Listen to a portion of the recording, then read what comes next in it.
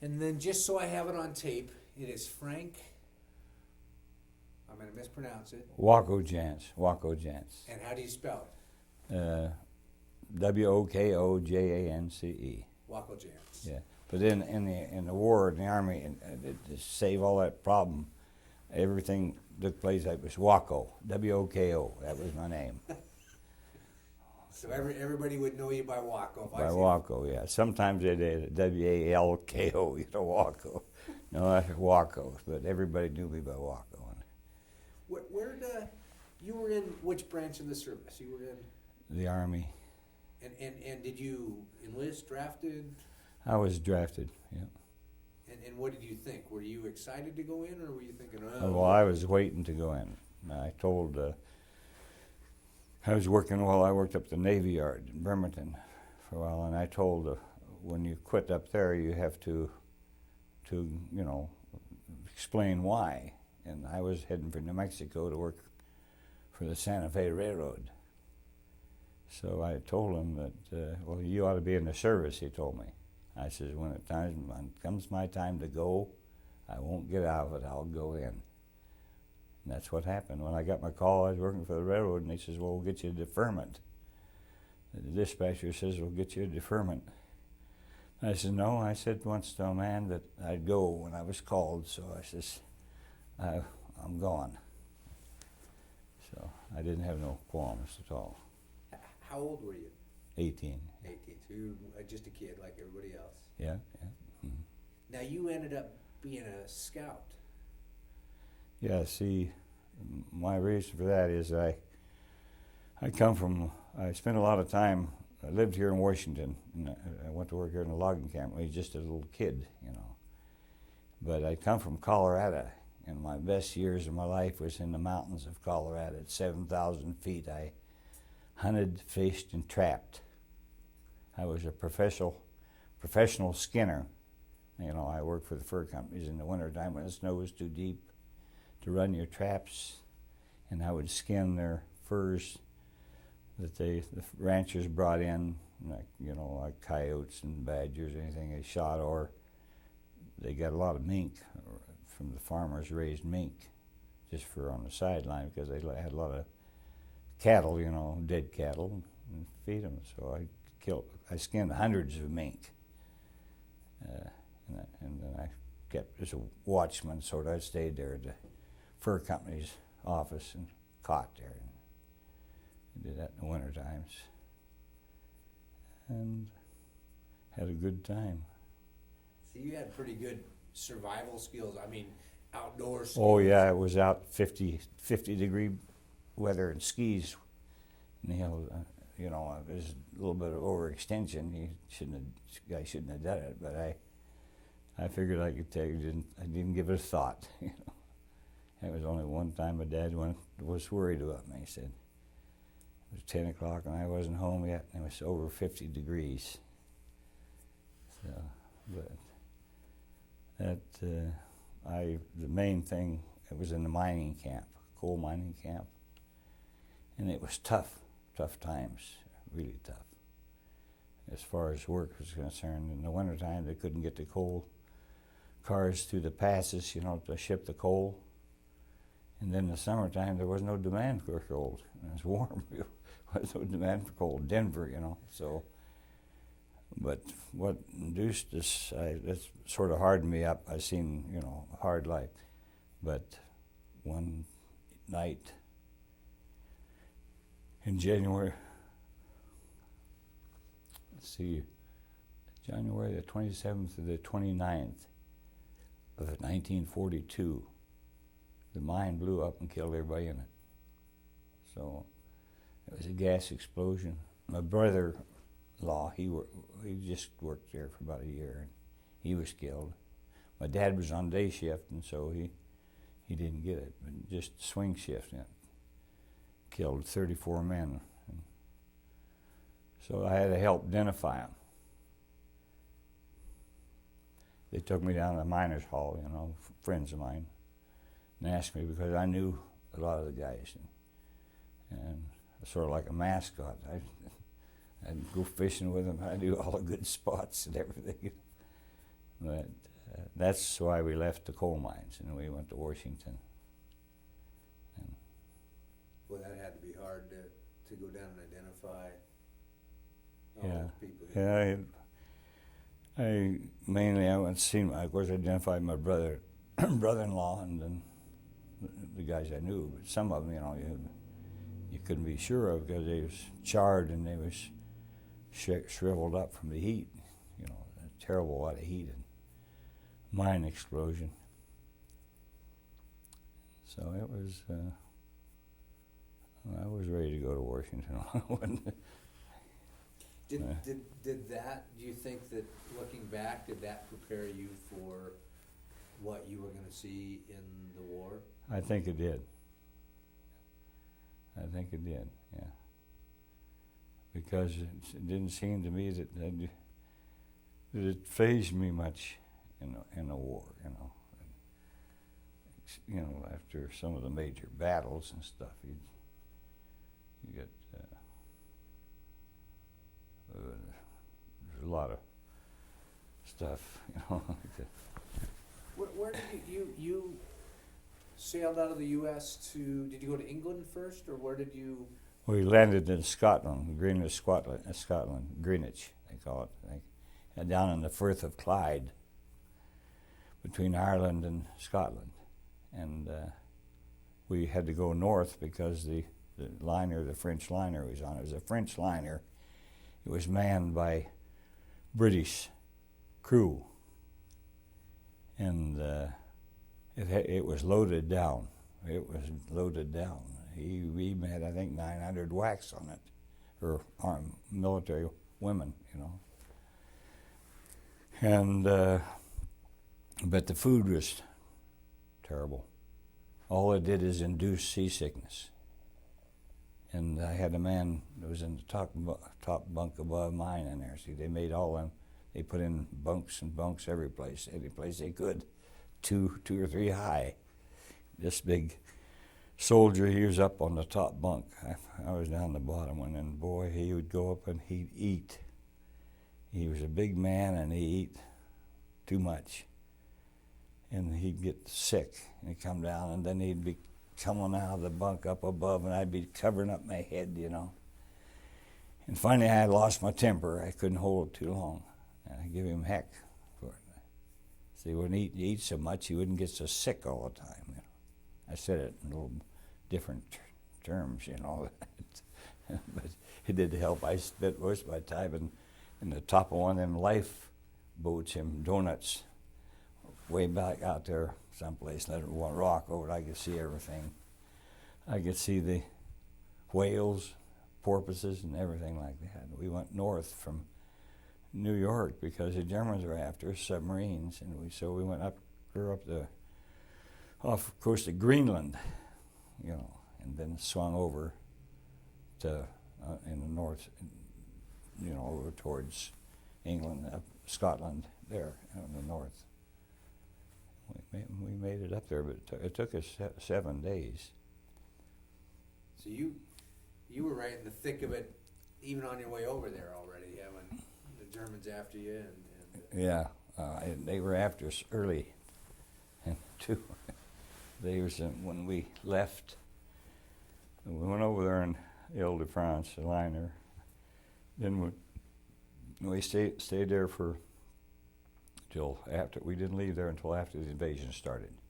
It already cleared the beach, and he was up on top. It was the 6th, 7th, 10th or something like that. We went over because we were earmarked for the replacements for the casualties they'd lost on the beach.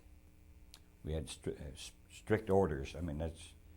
I had my regular orders, and the corporal had them in a steel box. And he told us where we lived. I was a replacement in the armored infantry as a scout. So when we left England, we was on a Liberty ship, but I don't remember the name of it. And we got hit. 3 ships in convoy, and we got hit that night, and we just got on the boat in the afternoon, late in the evening. And the German torpedo boats moved in. And they sounded general quarters. Everybody below deck, you know, you've heard the general quarters whistle. And we could hear the pings and the big thuds, you know, to the hull of the ship. And then they, after a little bit, they called all clear, you know. So I climbed up in the basket. We had all of our gear, and we had eaten. We was on our way to France, you know. And the luggage basket up above, while the guys stayed down below, they played cards at the tables. There was no, it was just a table and the luggage. You know, well, I got a good night's sleep up there. I really went to sleep. I slept good. In the morning, I come down, I went on deck, and I asked the one of the merchant seamen, I says, what happened to that boat that was behind us? There's 3 boats, and the seas were running high, and they was running in troughs, you know, deep. Bows, and it was pretty close together. Is what happened to the guy behind us, because there was just one boat back there. He said it wasn't the guy behind us. He said the guy that got hit was behind us. It wasn't the other guy. He was in the middle of 3 boats. The one behind us, they sunk it. It was German torpedo boats, you know, surface boats. They zoomed in and got them. So that was that's when we was on our way to France. Wow. Then it calmed down, actually, and then it was running just about high tide then, and then I noticed in the morning as we get closer to France that it get sort of flat and oily. It was low tide, just timed right, low tide, and there was lots of boats, you know, ships, everything imaginable, you know, going into the beach. And my gosh, the tide changed again. And when the tide changed again, it was just like a storm. And trying to get off them boats on them landing nets and get down them LCIs, you know, was a rough job. So anyway, we managed to get down. Not very many of us. They had to call off landing operations.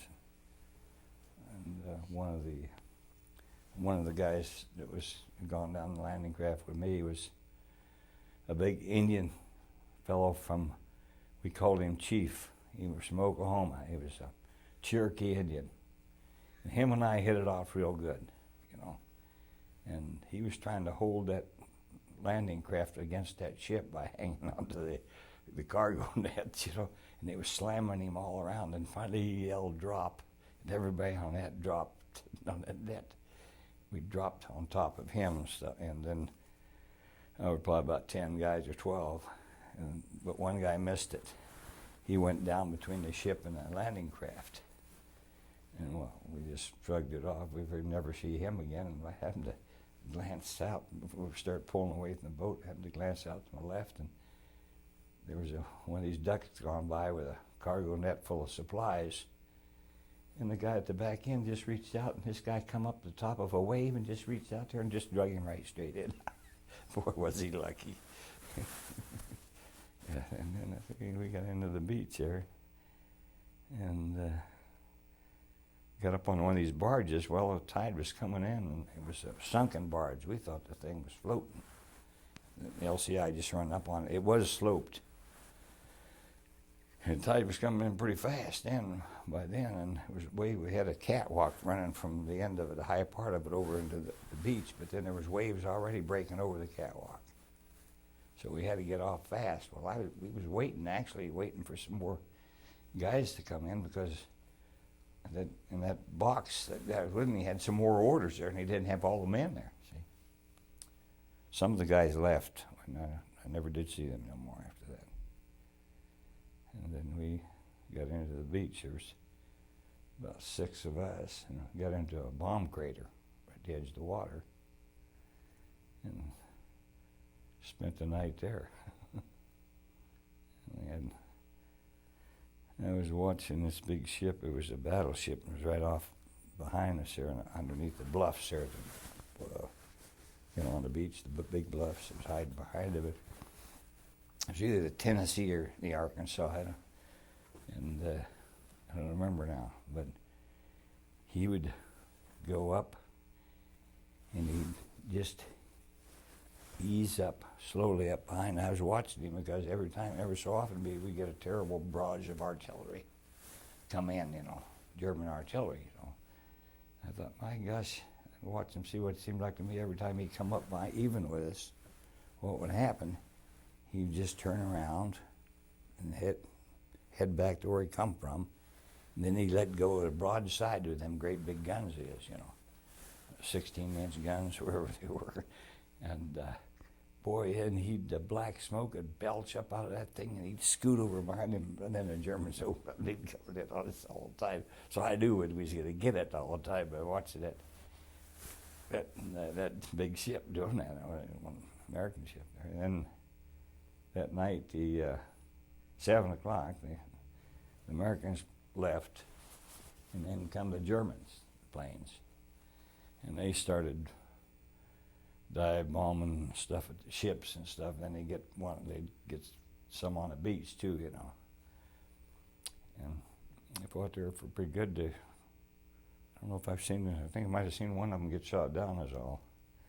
Because we got in an argument about that next morning, and he's talking about how many planes we shot down. And I was arguing with him, and they says, "Well, wait a minute, Woko, which raid are you talking about?"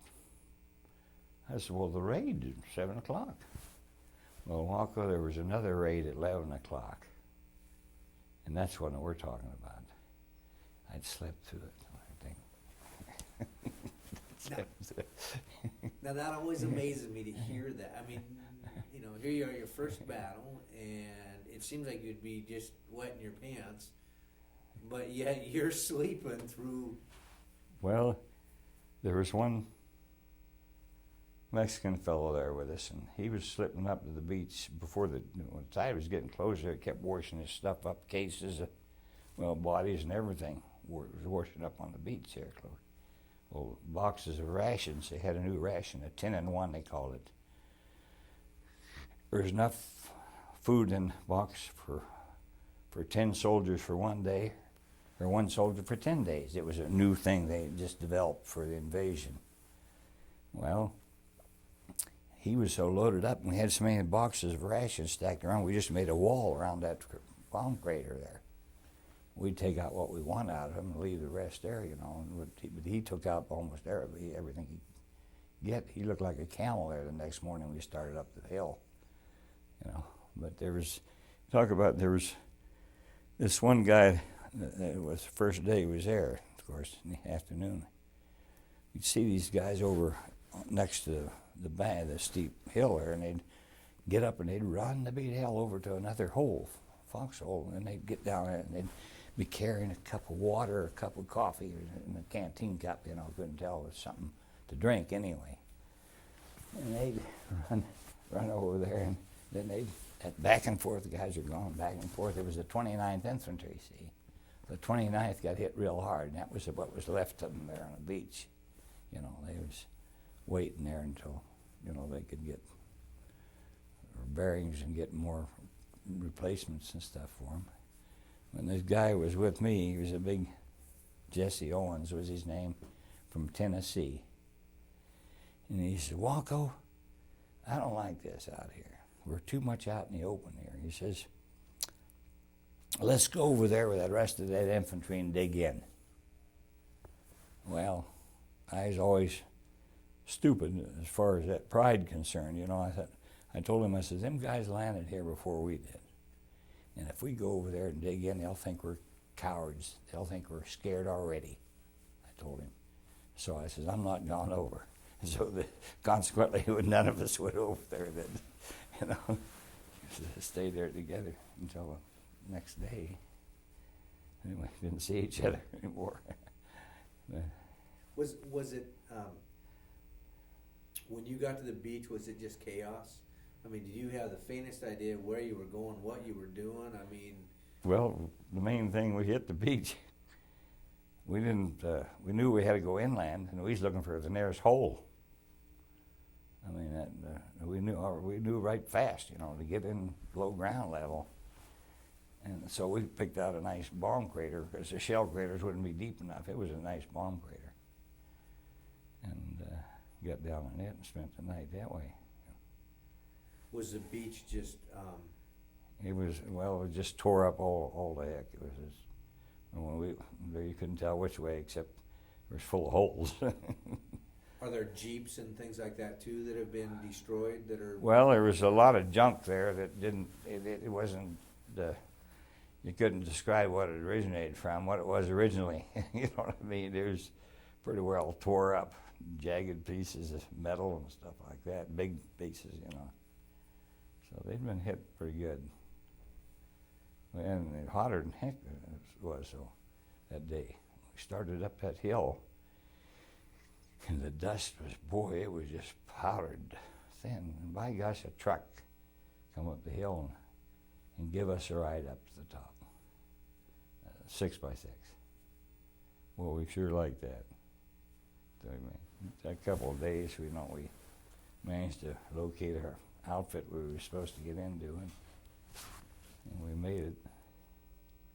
That always amazes me too, is you hit the beach and you're scattered, but somehow you can work your way back in and find your outfit. Yeah. Yeah. Well, we was looking for an outfit that we'd never been in before, see. So there's none of these, so nothing was familiar to us, I mean, to me. Because the guys I was on the beach with, I'd never seen Chief anymore, that big Indian. I hoped he made it. You know. But we was looking for the command post for the 41st Armored Infantry. And that the guy who was the corporal there, he was familiar with it, and, you know. Now, he didn't know where it was or anything, but he got directions and knew a hell of a lot more than we did. So that's where we hooked up with the 2nd Armored Division. I did. Does fear play a factor in a situation like that, or can you disassociate and get rid of the fear somehow that come into a situation? Well, I feel sort of guilty about that because I don't think I was scared enough. I mean, I didn't take that much caution first until it penetrated in me that, you know, that you might be better off to be a little more scared and cautious, you know. And that's the way it went from then on, you know. I mean, I didn't worry about nothing. I didn't know waste of time. You knew what you had to do, and you knew how long you'd have to be there until it was over. I had been sick in the hospital in England for a little bit because we landed in England. They come up with some kind of a deal that they'd give us English food, and the English got the American food. Well, I had got enough of that on board that ship where I couldn't eat that boiled pork, fat pork. And so we lived in tents, 52nd Replacement Battalion. And we lived in tents up on top of this hill above Bristol and Bath, close to Bristol and Bath. And we was there for quite a while before they let us go into town. But in the meantime, we signaled an old farmer. You couldn't walk across the fields. There were no shortcuts or no trails or nothing. You had to stay right on the regular sidewalks or streets, because if you did get off the trail, take any shortcut through the grass, then they'd charge the American government. They'd charge you for Arab right there, and that was it. So they'd bill the American government for it. So boy, you're strictly, they didn't need a fence up at all. I mean, that's the way it was. So I seen this old Englishman over the edge of the field over there, and so I signaled him to come over. And he come over and he says, I asked him, I says, you got, how about you got somebody who would like to wash some clothes? You know, wash their clothes for us. Yeah, I said, sure. So Gus said, we'll pay him so much. He charges so much, you know. It wasn't much to wash and take care of our clothes. And so after this went on for a while, just a week there, so we says, I got the idea, say, how about, can you get us something to drink? Beer. Yeah, sure, good. Well, he started bringing these crock jugs of beer, and he had a little wagon. He'd bring them crock jugs of beer in. And boy, we get in that squad tent, and all of us in there, and that Indian next door in his tent, boy, we would really enjoy the beer. We wasn't noisy about it because we knew that'd get us in trouble, see. But boy, we sure drank a lot of that English black beer, dark beer, you know, them jugs. And then he'd haul away, but the residue would be there sometimes, and the jugs was out, and we got caught on that deal, but they didn't do anything about it. But before we got caught, I says, what about some food? Can you get us some food? Well, he thought it over and said he'd find out. Well, he come back again the next day, he says, how about meat pies? Oh boy, that sounded perfect, meat pies.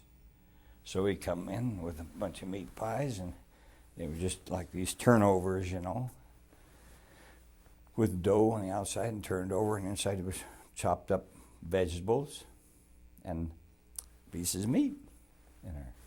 Boy, oh boy, and with that black beer, we eat it, and it was really good, you know. So we thought, well, we had that was it. Boy, we had everything we wanted. And so I happened to go in town. They give us a leave to go in a day into Bristol. So we went in there, and I said, well, by gosh, my buddy went into one of them taverns, you know, like that. They have a name for them there, pub.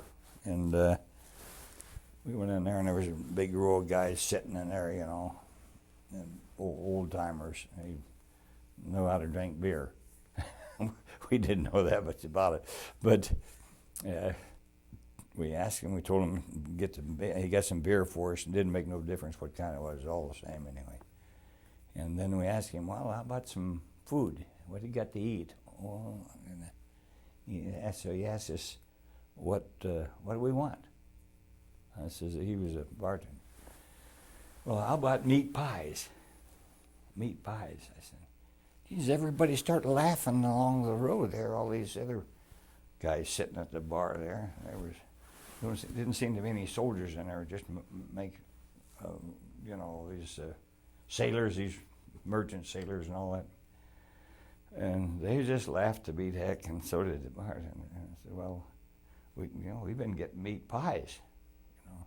So we dropped that point because didn't want to make a fool of ourselves anymore, you know. So I happened to pick up a paper.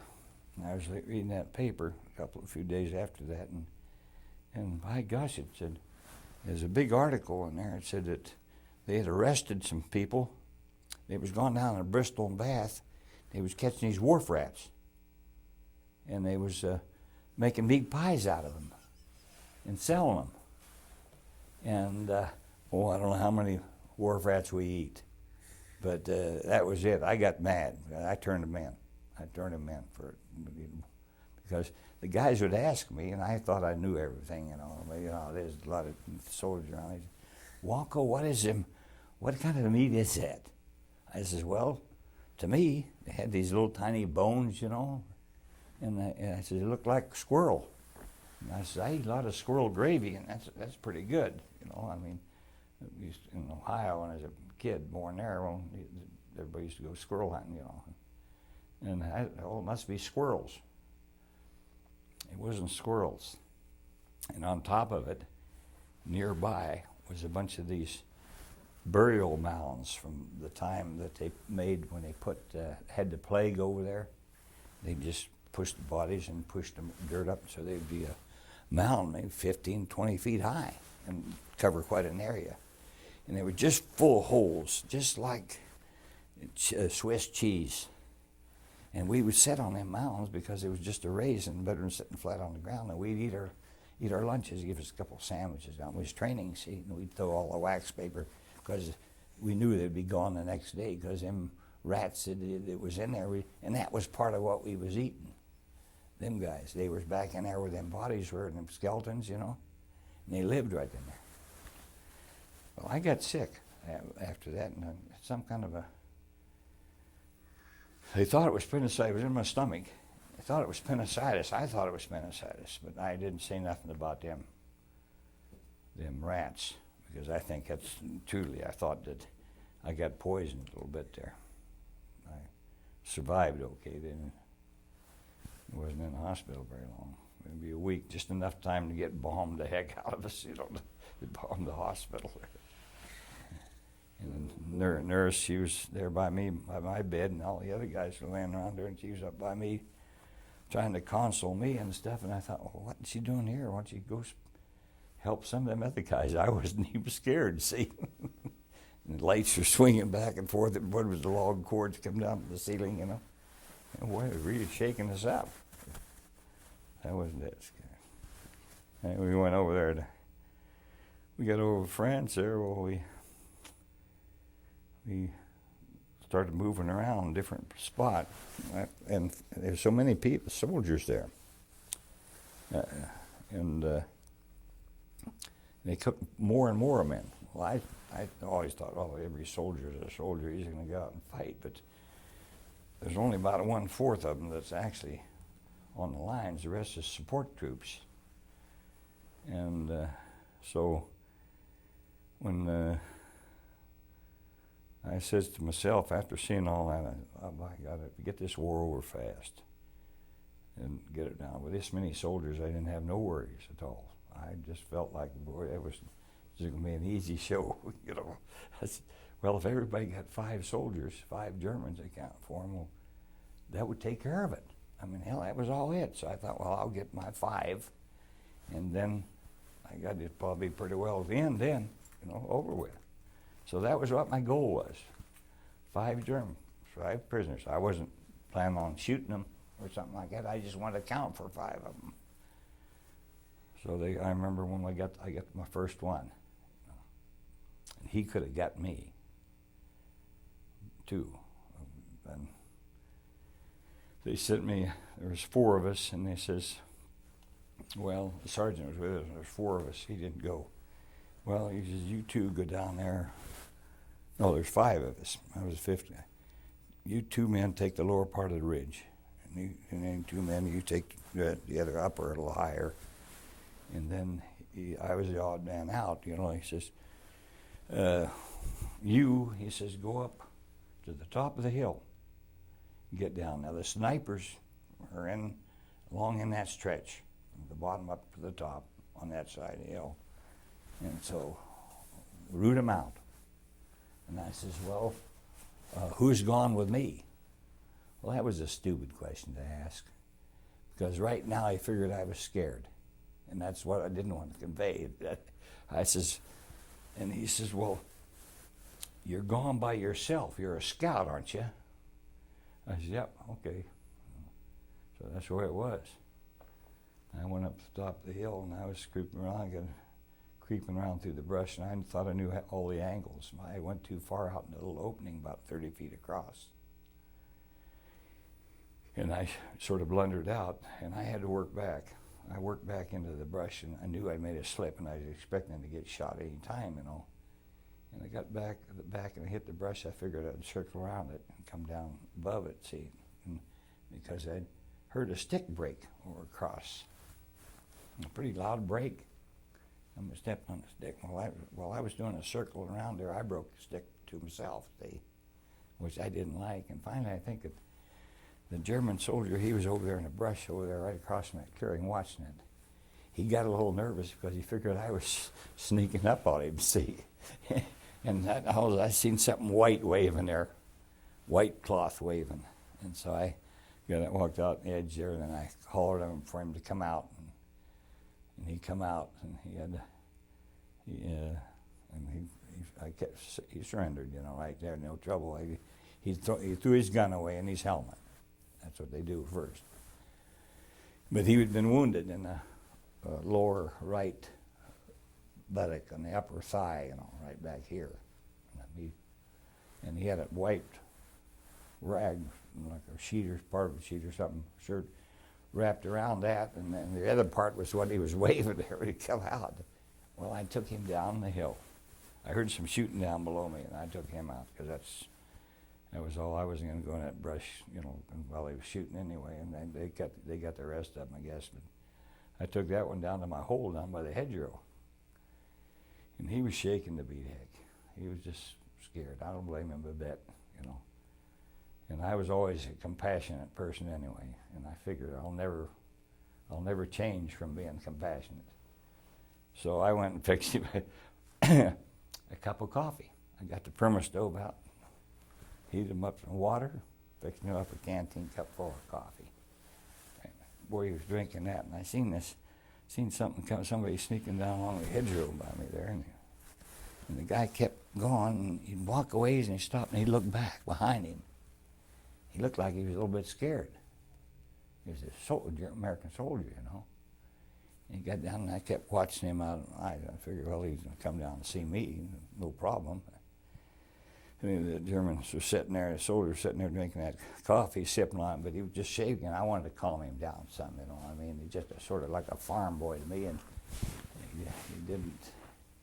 he just didn't look like a fighting man to me, So it was a lieutenant. Second lieutenant come up there. I'd never seen him. He wasn't from my outfit. And he stopped just like he was dumbfounded, and he says to me, "Soldier, coddling prisoners, huh? Coddling prisoners, You know what that means." And I says, "No, sir, I'm not coddling prisoners." I says, "I only treating prisoners like I want to be treated if I get captured." I just told him just plain and simple. I made a resolution right then that I'd go right through the war. I'd always treat the other guy like I want to be treated if I was a prisoner. And that's the way I treated all my prisoners all the way through the war. I had several big fights with run-ins with other American soldiers, but by God, I had one rule. Nobody beats Woko's soldiers, Woko's prisoners. And that's the way I went through it, right like that. Did you speak any German? I learned to speak it pretty good. I mean, I could pick it up faster. Of course, I didn't pick it up then until I got to Germany. I just had a few words that they give us a book out of reading, like "Kamerad," surrender, hands, put your hands up, and all this stuff. But after I got up into Germany, I could speak. I learned to pick it up pretty good. So with this kid, you didn't have any. No, I didn't have no. I didn't have no. My father and my grandmother, well, they was born in Austria, out of Vienna. My dad was, and they spoke German around the house all the time to their mother, my grandfather, and my grandmother. See, maybe that's why it helped me a little bit because of course, I couldn't understand it when they talked German then either. So, as a scout, what was your number one job? Well, fighting the Germans, or? Well, the number one job as a scout was doing everything they told you to do. It didn't make no difference. If you didn't go with a lieutenant or an officer of one kind, it was just about the same setup as they had the scouts in the old days. You went with, and if, like for me, I was with a colonel, lieutenant colonel, and we'd go in to contact other command posts, especially if we was on a fight, on a move, like we was attacking the Siegfried line, We'd have to push up, and a lot of night work. Oh. And when you didn't have any officer, like for instance, my officer got killed in the Siegfried line. I wasn't with him very long. He was a first lieutenant, hell of a nice guy. And so I went alone, and it was a hazardous job because you'd run into roadblocks, and nobody knew where the roadblocks was. There'd be infantry set up here, and there'd be sentries, and then there'd be a roadblock all the way behind it. Everything was blowed up the towns, So when you're on them, you better have your ears open, because when you hear that word halt, stop and halt, boy, you better stop then. So I had this situation there in the Siegfried line. I was up there. Well, I lost the lieutenant, and he was in love with a first aid canteen girl, and of course I wasn't interested in women at all. I was the last one to know. And I'll never forget. He said to me one day, "Well, we got a good job today," he says. And he says, "Well, I ain't going to tell you what it is." And so we took off and went back behind the lines. And by God, there was one of these here canteen trucks back there. And it had, I think it's 3 women on it. And he says, we was directing them up the Siegfried line, and the guys were in the pillboxes up there. They captured pillboxes.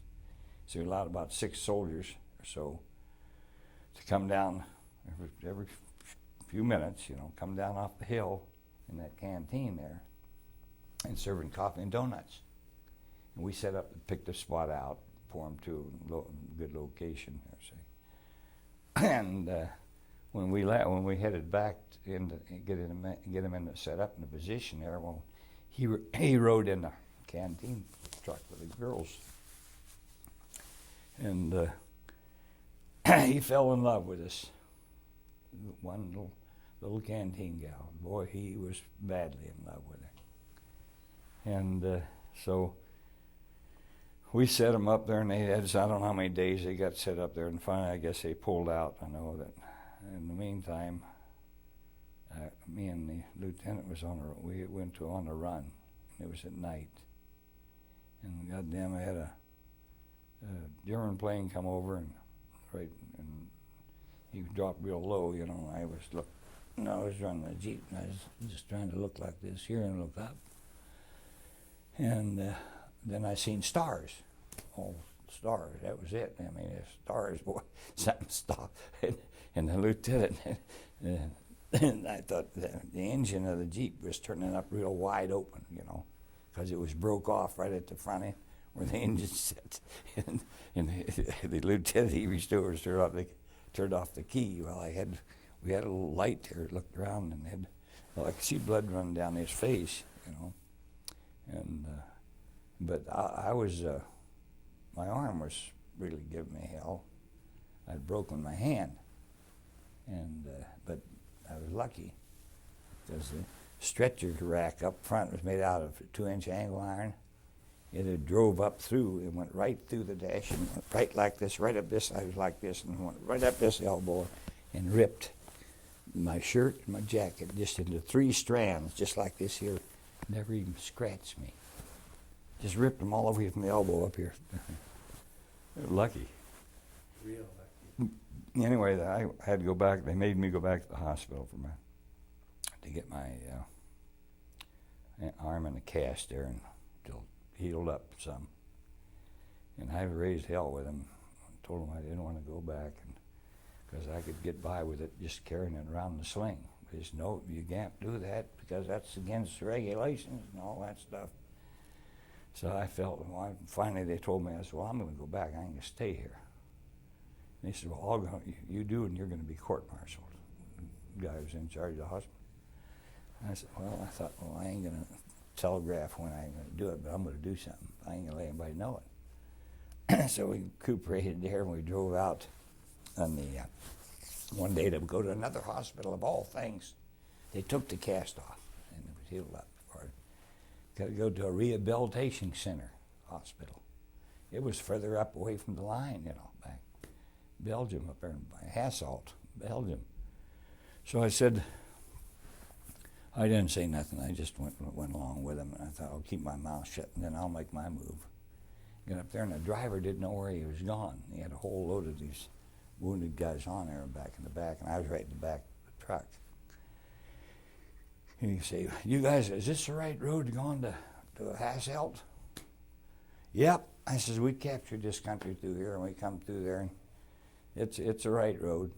"Sure."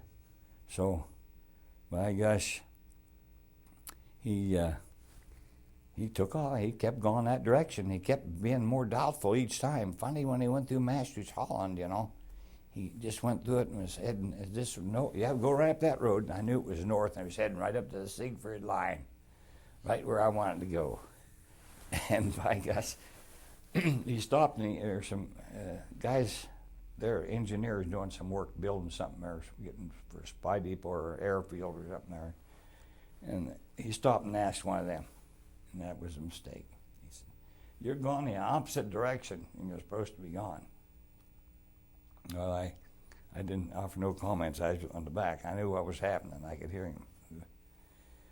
So the truck driver, he backs off, and he was turning around, and I just hopped out the back end, and I had a little bag, ammunition, bazooka ammunition bag. I had some items in it, clothes, socks and stuff. They threw it out to me, and that was it. I was on my way back to my outfit. And I hitchhiked. I knew I was smart enough to get to the supply depot, and then I followed the supply truck right up through. And the last few miles, I was up there, and I had to walk. I'd been walking for quite a ways.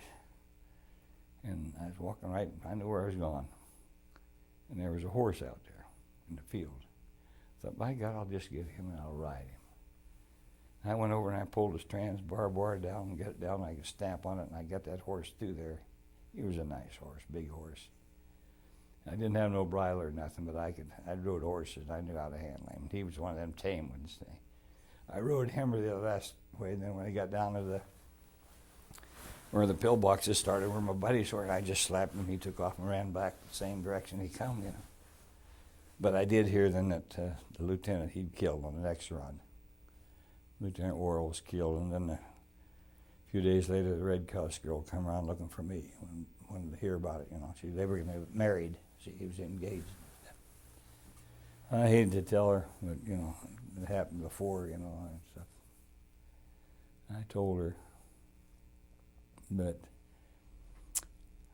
that was the way on. But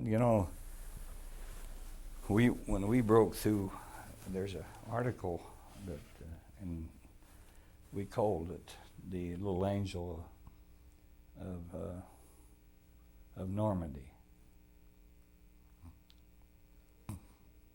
and it is written down in that sheet of papers that your buddy has, and she got run over. She was a sweet little girl. But the story is there in that page, is in that paperwork he got. I don't want to talk about it, but anyway, when the day I remembered that, and we had been gone, and I figured the war's got to have to get over with, got to get started, because we couldn't be holed up here in France all the time. So by gosh, they called us out for a briefing that night, and they says, "Well, tomorrow is the day. Tomorrow we go down the road to St. Lo." And I was really glad to hear it. Let's just get all your ammunition drawn, everything you're supposed to have, and everybody make sure, and the non-com officers make sure that every man has his mattress cover. Mattress covers, they call them mattress covers, but they were body bags. Every man carried one. And so I figured, well, that'd be good to take that off my mind, to get, the girl. So we was jumping off at 06:30 the next day for the Battle of St. Lo. And that was the bloodiest battle of the war, too. It was worse than the beaches. I wouldn't want to say that around the beaches, but we didn't have no big gun support like them big ships or anything like that, And the Germans had circled Normandy in a ring of steel. The Panzers had held back and hadn't committed themselves. See, that was Hitler's orders, until finally they ringed the Normandy pocket, they called it, with the Panzers. And so this will probably hasn't never come out yet, or they don't say it. I read it, and I know it happened. too, when the English tried to break through and break out of the Normandy pocket twice, and each time they were beaten back. That was over towards Caen, over more towards the Channel, over actually a little west north of us. And they couldn't break through. Finally, they left it up to us to try to break out. So that was the battle that was coming up. Operation Cobra, they called it. And now, it's contrary to the stories you read now, because they call that to break out and all this stuff. But we called it the Battle of St. Lo, or the St. Lo Breakthrough. And it's still in all my old papers that way. And so the plan was that before 0630 we'd jump off the line of departure. You know, the line of departures were where the friendly troops end and the enemy troops begin. And so we was ready. They come over after the bombing. 1,500 planes were supposed to go in and bomb this quarter. The road was running actually east and west, almost through St. Lo, the main road. They would bomb a saturation bombing, they called it, and they would bomb it. And then the engineers would be right there behind them and pull it in. Artillery would be lifted, because they didn't want to have no artillery when they was bombing either, and that's and so they couldn't work. Engineers couldn't work, with the artillery around, quite a bit. So they were supposed to fill up the holes. They give us the orders right there that night before. They says anybody that holds up the column when we start through, there's only one way to go, and that was through. You could not stop or if you obstructed the column, you can be shot right on the spot. That's what it said. And the vehicles, your vehicle you're on, if you happen to have a vehicle, would be pushed off the road, rolled off the road. Well, we didn't go very far after bombing. They was bombing the hell out of things. Then the bomb was pulled back, and the engineers was moving in. We didn't go very far, and we was moving forward, and by God, the NPs start flagging us down the roads, because the NPs are directing traffic, and they was flagging us down and directing us off on another road. It went up around the side hill on the right, around a sort of a rim of a hill, just like a natural amphitheater. And there we were right up on top, and we could look right straight down to the left. And there was a church down there. And right there behind the church and on the side of the church, there was shuttles, trucks coming in, small trucks and jeeps and personnel carriers, he was hauling them in. They had these body bags, and already the whole field down there, the lower part of the field was white. It was American troops that was killed when the planes bombed their own troops. See, they don't tell that all the way like it was, but I seen it right there. And he says, well, the reason we didn't want to tell you guys, it'd lower morale. But I don't know, it didn't feel like it would have lowered my morale. I mean, I would just felt like I had more of a duty to do then, and so and then we found out that they were still hauling them, and we went back. We circled around the hill and come back down again on the other side of it. It was over 100, or some said just under 200. They were killed there, and these were the guys that was in them forward troop positions. It wasn't the guys that were coming in like us. We dropped down into that thing. It was a battle, I'll tell you. It was hell. That's the only way I could describe it. It was you ever think of hell, boy, that was it, because I knew it couldn't get any worse. No matter what happened, it never get any worse. The ground had raised up. There's a certain phenomenon, I call it. The ground had raised up with all these bombs and shells earlier, and it raised this dust up until it was just like a fog, only it was red, because up above the sun was shining through it. And it blinded you. You couldn't see very far. It was terrible. And then on top of that, the smoke, the tanks were burning and on fire and exploding. And my God, we was hollering. That poor driver, old Leroy, we was hollering at him, back up, for God's sake, back up. We'd go down the street and there's a pile of rubble there, and there'd be a tank burning on fire, exploding, you know. And then there's some where the tanks were burning, and the guys are hanging over the turrets, you know, out the doors up above. And the smell was horrible, you know, and there's smoke all the time. And I thought, God, this is, and it won't never get no better, worse than this. So I just figured, you know, you could see a few troops running back different directions, but we didn't know. We lost our directions. We didn't know where the hell we was going. We were just down in that town. Boy, that town was pulverized. When that driver, he was buttoned up, see, but we weren't, you know.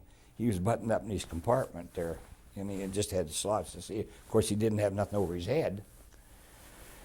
And so he had more backseat drivers than he ever had in his life, I'll tell you right now. Trying to tell him, we could see a lot better than he could see up on high like that. Telling him where to go. Everything was blowing up. Everything. Lord, it was awful.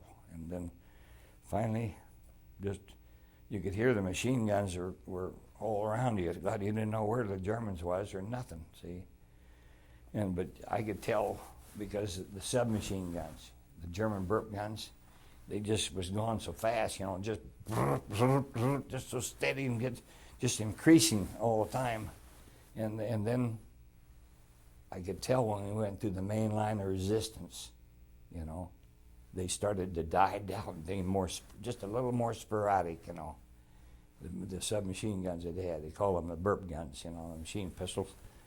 And so we went through, the Germans had started to move back a little bit at the edge of town, and where the farmhouses was, you know, along there. We went off the road, but before that, when we was driving through this cloud of dust and turmoil, and like I say, nobody was supposed to head back. The only ones that could head back was motorcycle riders. Out of the dust come this motorcycle rider, and he was gone pretty fast. We hit him with the front of the half track, and he knocked him, I bet you, 10 feet in the air. And he come down, crashing down, and we could hear the motorcycle rev up. And we didn't know who he was, which rider. He happened to be one of our riders. And but when we got to that farm area there, well, then the Germans had set up the panzers all along the perimeter out there in the hedgerows. And so we left the half track behind this big German farmhouse, and some of the guys went the other way, and I got mixed up and separated, and I went to the left side of the house. The Germans were out this way on the left side of the house. And I got down, there's a shallow ditch running from there up to the German positions, see. Well, there was so much stuff flying around through that brush and stuff that I just got down and started digging a hole. You know, the only way out. I couldn't tell anything to shoot at in any direction because I was all mixed up. And I got down and I was digging this hole, and in the meantime, I didn't see him. But a battery, about 4 or 5 guns, had moved up in my left, right back behind me a little ways, of 105 howitzers. And they were just put in, and naturally all that noise, didn't know they was moving up. They moved right up there. Hell, they just a little ways behind me, back to my left, not very far back. And boy, believe me, I was digging there, and all of a sudden they let go. And the concussion of them guns and being a little forward of them like that just about knocked me. I lost my senses a couple seconds there, you know. And I thought, my God, what is that now? And of all this other stuff, what's that? You know? And then I see them. It made me feel better seeing them there. But just about that time, a truck come in with reinforcements, and they pulled in by our half track, and it says, I hear that they were just new guys, you know. Of course, I felt like a veteran by then. That was the first battle I was in, you know. But I felt sort of sorry for them because I heard their platoon leaders hollering, "A rifleman here, machine gunners here," trying to line them out because we go down this ditch where I was, and and that's where they went. But before they left, they got over there by me, and that artillery let go again. And I only had them hold down about I'd say about 8 inches. It was a lot of roots and stuff there and hard to dig. And roots and sod, My God, they stacked up clear up to almost my waist. And that hole, they was way above ground. They was all stacked up there. I told them, I says, well, that's our own artillery. Well, they were sure glad to hear that. we had the planes over there. Then, of course, the Thunderbolts went into action just as soon as they moved out away from the town. So they, the tanks got positioned, and our Thunderbolts were coming in. The P-47 dive bombers. They would come down, and he'd say, there's some trees right over there. They'd come right down, and they'd go behind them trees, and I'd swear that they weren't going to come up. Each time you see one think it's gone down lower. Well, when in that case, see, you can't use artillery only on direct fire on the ground. You can't use it because you can't have a lobbing in. You'd shoot down a plane or hit a plane, maybe. So that's why the artillery was shooting ground targets, there. Boy, that was a hell of a time, And then, but still, I had all my guys on the half track running, but none of them got hit, And I felt like I was real lucky. And so then I heard somebody yelling, and Woko, we're moving up. Woko, we're moving up. That's the words I heard. And I come around there, and just as the half track was already starting to move, and I rambled up over the side. We had a back door to them, but usually we had it blocked off with rolls of all kinds of junk rations and water cans and everything, I got up in that half track, and I could see he was heading up towards the road. I knew we'd have to turn left on the main road up there to go in towards the Germans there. The funniest thing happened. That I got up in the half track and I sat down, and out of sight, I had the sides there. And then I didn't remember anything no more. I must have had a mental block or something. But I was sort of scared because I felt maybe the guys will think, that your brains are a little bit scrambled because you're shell shocked, So I didn't want to elaborate. But the deal was I don't remember anything after that point. I never could remember that after. The next thing I knew, he was out on the road, in the main road, and I was sitting in, and I felt just like $1 million. I'll tell you, I never felt so good in all my life. I just felt like I was floating on air. And I was sitting in the half track, and I was aware of the other soldiers sitting around me, about 4 or 5 of them in the half track there, in the back, and I didn't want to say anything because I just didn't want to break the spell. And so it just felt so good, just sitting there. And the air was fresh. It had been a light misty rain. And we went and we was moving down the road, and everything felt so perfect. And then I pulled up and stopped, and there was a tank pulled up on our left. And just at that time, then I was coming out of it then, and I was getting alert and aware of what was going on. And I heard some planes, German planes. Well, they come up above and they circled, evidently. And then I looked off to the right, and there was a house on fire there. And we was right at the edge of the yard of that house. It was on fire. It was burning. And every so often chunks of wood would fall off and then it'd flare up and flames would come up and throw out some light there, across this little yard there. And his plane come around and circled, and the guy in the tank, everybody said, you could hear guys hollering, don't look up, don't look up. Hold your fire, like that. And the guy in the tank and the turret and the ring mount, he let go of the machine gun. He said he seen the shadow of the plane going over.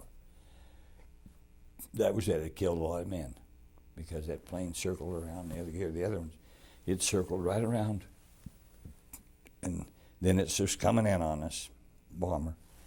And he had sighted for that house that was burning right on our right. It marked a target for him. The house is burning right there. So when he dropped the first one, and I heard the second one coming, I knew where the rest of them was going to go. They were directly on us. So I leaped out. My buddy, I says, let's go. We jumped out of the half track into the hard cobblestone pavement or whatever it was, and we headed for what we thought was a hedgerow over to the left a little bit. And there was a Jeep sitting right in there, but it wasn't a hedgerow, it was a hedge row on one side, and the Jeeps on the side we was on was just a hedge. And that's what was all around the yard. Here was just a hedge. It wasn't no hedgerow, except where the main driveway went into the house. And it was on the opposite side of where we were. And by God, they come down, and I drove underneath the Jeep, and I told my buddy, he was by my back, lay on your side, because if you lay down on the belly and your bomb hits close or something, like that, you'd bust your guts, So he did. His name was Hopper. His name was Potter.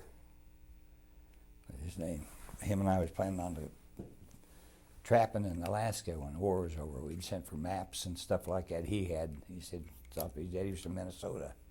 And we were going to go up there after the war, and I guess we were going to live up there on a homestead, and we was going to trap. And anyway, I got underneath the Jeep there, and he was up against my back, and I was laying on my left side. And when the rest of the bombs come, and the last one hit right in where that burning house was.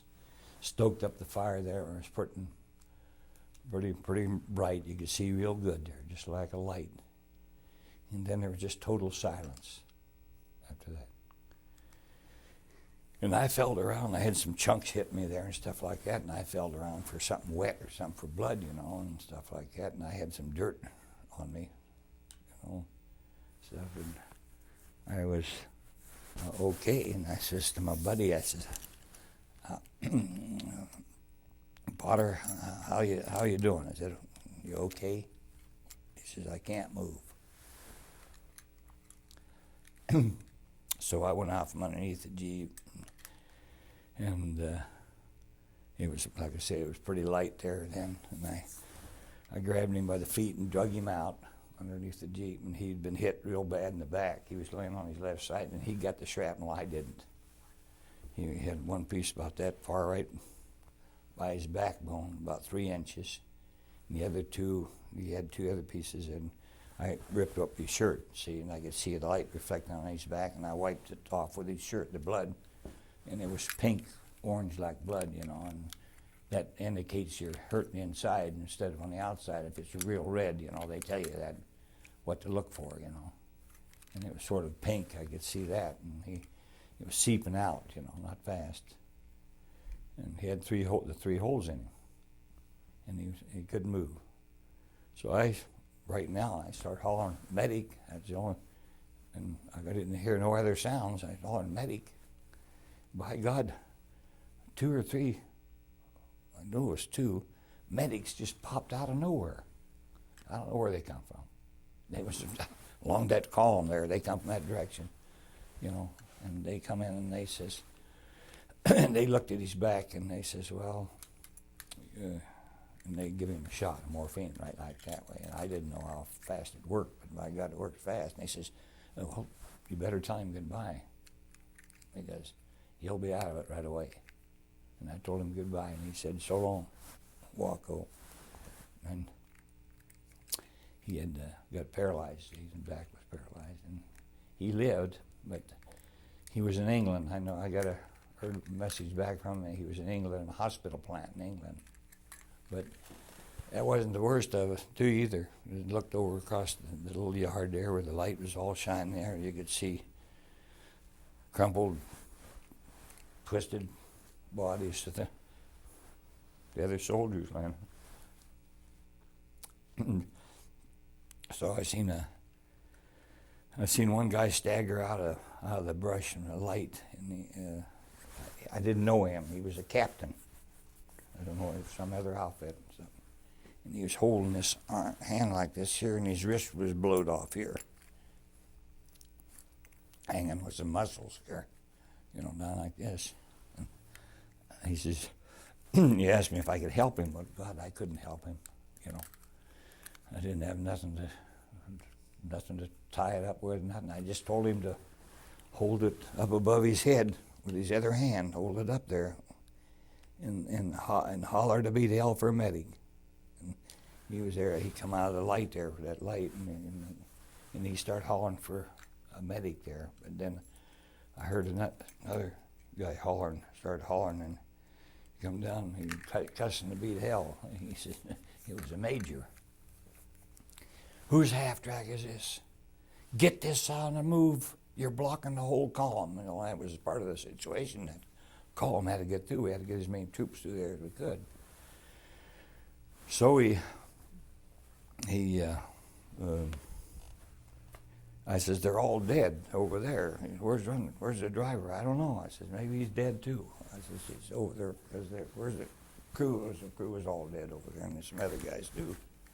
And I wasn't go over and look at their face and see which one it was, because then, by gosh, luck to have it, Leroy Arrington, the guy from Texas, the driver, he popped up out of nowhere, and another little guy was with me. He was a scout too. He come up, and so we had two of us and the driver left there in that half track.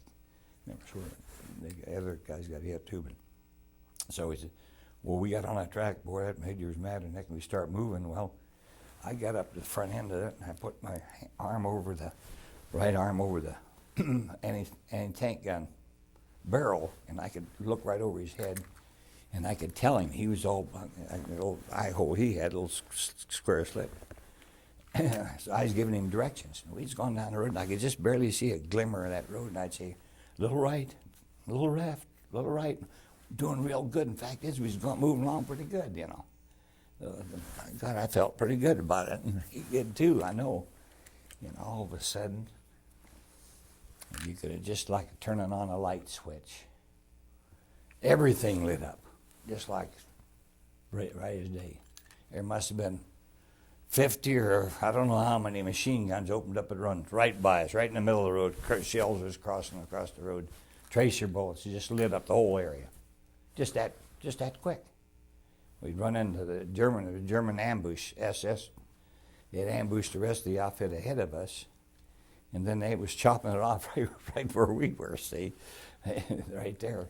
And the tracer, that's where the one thing, the tracers saved us right there. It was just a split second deal. And the train, if we'd have went another just a couple more yards, because the tracers are already right up to the front of the half track, and I heard Arrington, he let out one word, Woko, just like that. And I says, left 90 degrees, left 90 degrees. And there was a hedgerow right there. We went hedge on each side, just like a black hole, just like a target right there. Right into that we went.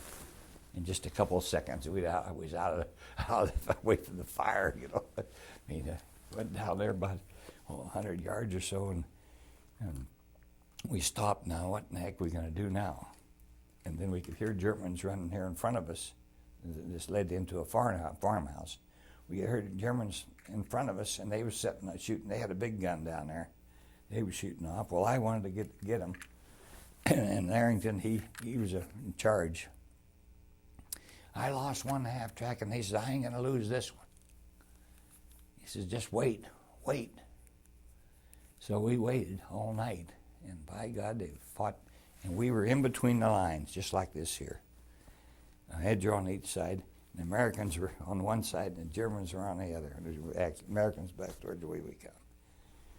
And boy, they were really scrapping it out back and forth. Everything was gone over that. Both directions was gone over that hedgerow lane we was in, And then later on, we could hear the Germans pulled out down the lane there by the farmhouse. They left all their boxes of ammunition there. I remember I went down there.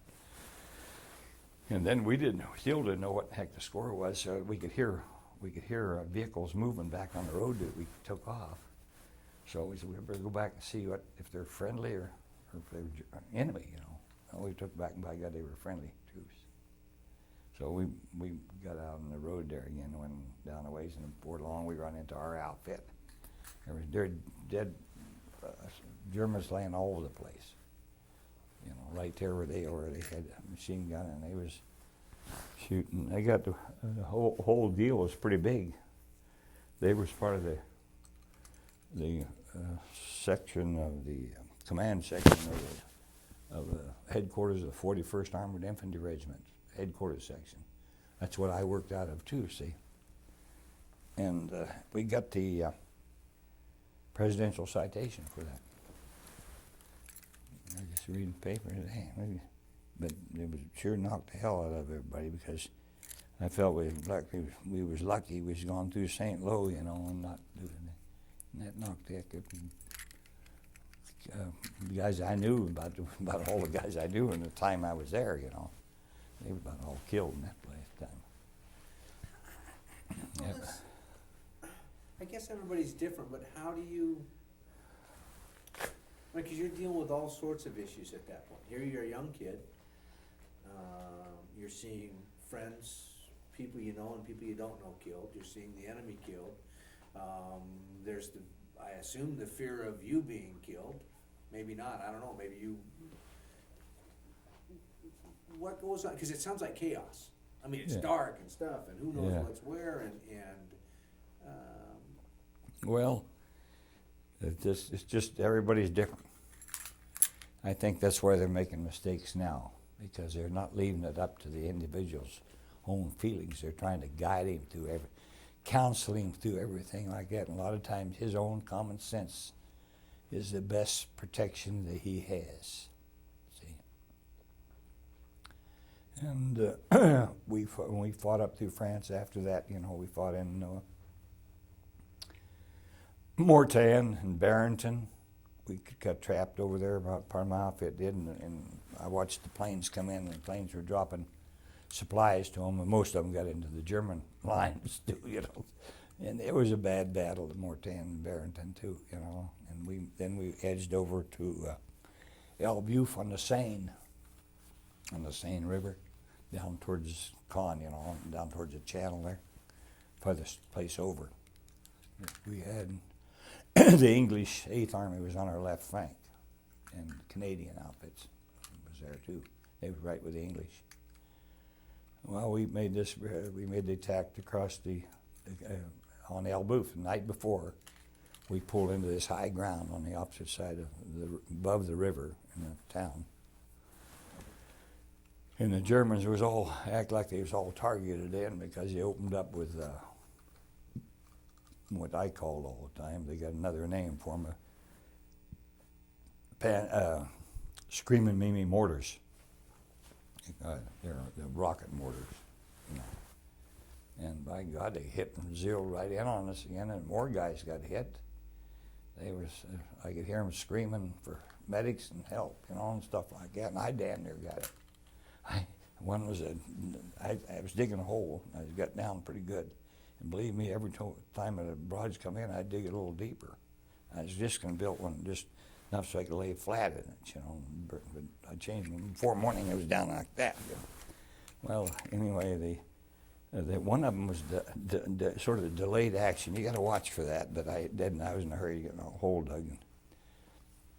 So they held broads in. They was close, and then that was it. So I started digging, raised up a little, starting to dig, and by God, wham! Another one went off. It must have delayed action, like, you know. It must not just didn't detonate soon enough. And my God, I thumped right by my head into the dirt. I might have was able to duck a little bit by instinct or something. And I just laid there for a while, and I reached up that hole up on top, right at the edge of where I dug out, and felt I burnt my hand right by my head. In the morning, I looked and fell off the bank and fell down in the hole, and there was a piece of shrapnel about a half-inch thick and about 2 inches square. and then I was lucky. I just didn't get it there. Next morning we captured Buf, and we had when we was in France here though, fighting, the smell was so bad because when we went through there, we was up against this fighting at St. Denis Lagaste and Notre Dame de Senelli, the little towns here out St. Lo, and the Germans were fighting, and they was a Panzer SS, and they was fighting hard, and there was the 2nd Panzer Division and the 17th Panzer Grenadier Division, not division but regiment, that was with him, worked with him. The Panzer Grenadiers, just like the armored infantry, the eyes and ears of the tanks. I mean, they can't blunder just every place. They got to have some direction, So that's what we did a lot of, directed a lot. Anyway, the smell was so bad. The whole countryside was just, every place you went, there was bodies laying and rotting, and everything was dead. And I remember my buddy in the whole dairy herd there in Normandy, he says to me, Woko, he coming up, what's them things out there? What in the hell are them things out in that field? And look, and there was a black and white dairy herd out there, and they're all dead, and they were laying there, and their legs up, or the upper legs, on this side, they'd be sticking that out, stiff and all puffed up, bloated. I told him, he says, I said, them's cows. Cows, hell, I know cows when I seen them. The only cow he seen was the one on a pep milk thing or something like that. Them ain't cows. I seen cows before. He's from Brooklyn. And I said, yeah, they are. And I said, you watch. And then they blow up. They blow, that skin break through. And you can see this green fog come out of it. And the gas, And then they just sort of slump down, just like a blanket. Just slumps right down. And they're bloated, see. Awful smell. Well, it was times, though, when they was fresh, the guys used to cut a chunk out of the hind quarter and try to roast it, something, like that. I think a Frenchman gave me some of that one time, but it tasted okay. But it smelled so bad, and this is a comical part of something happened there. The old sergeant, he was a supply sergeant. He says, Wako, you like Southern fried chicken? I said, well, I like chicken. I guess Southern fried, that's good. And he's from the South. I think he's from Texas. And he says, well, let's have, the next time we see a bunch of chickens, live chickens, he says, everything's dead. He says, get some chickens and we're going to have us a big feed. He said, how's that sound to you? I said, well, it sounds good to me. He says, okay. I said, he said, as soon as you get a chance now. I said, okay. So I wasn't very, 2 days later, we were on a bunch of chicken coop, and there was a bunch of live chickens. So I plunked about 5 of them with a carbine, And I put them in the gunny sack and put them in the luggage rack on the side of the truck, the half track. And the smell of everything around, dead. They had to have emergency to pick up bodies, grave registration. And so every available man had to be called on to load bodies and body parts to get them together. In the mattress covers, they always tried to get the same parts, arms or something like that, and put them back in the mattress covers so they all in one piece. And my buddy, I know he got hooked on by, I just happened to be on assignment someplace else, and I didn't get into that.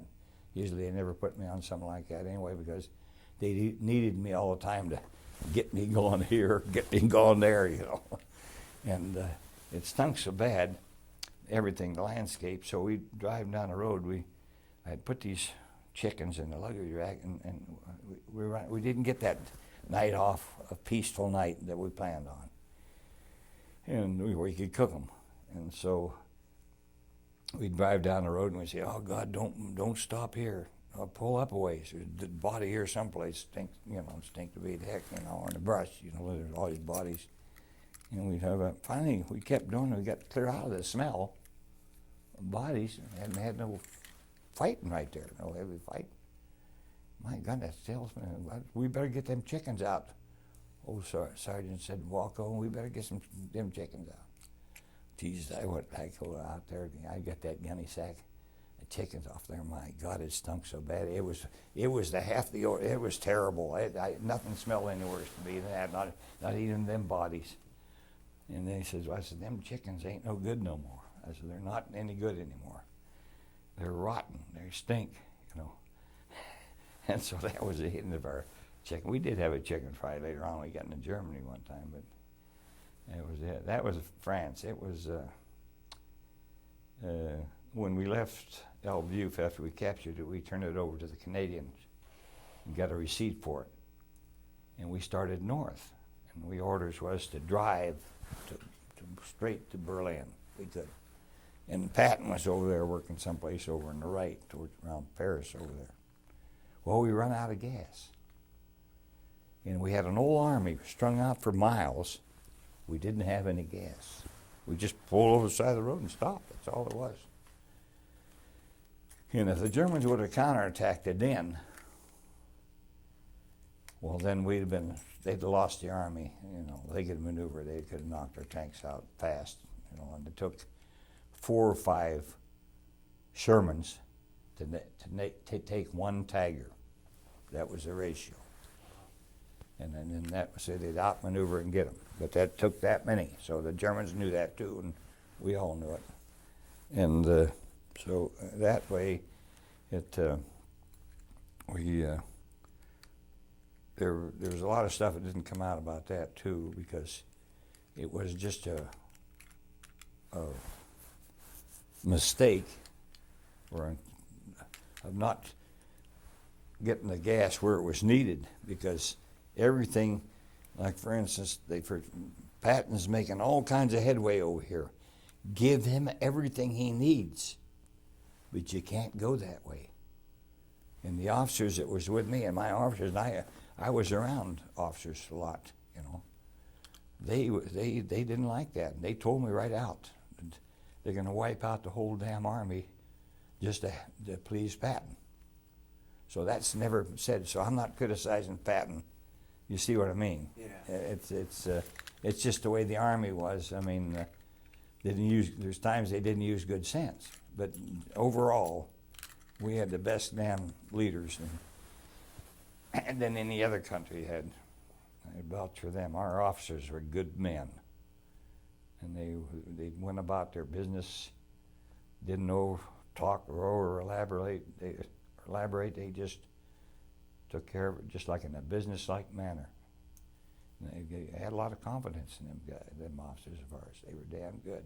Just a few of the smaller young ones, you know, that lieutenants and stuff that usually the first, second lieutenant that didn't pan out that good, you know. But overall, I sure liked our officers. We had some damn good ones. Our generals were good too. But, we went up to, we finally got gas and we drove up to, we was the first American troops into Belgium, 82nd Reconnaissance Battalion. We crossed in it. We later on got the Belgian Fourragère for that one deal, and another deal we get a bunch of Germans in.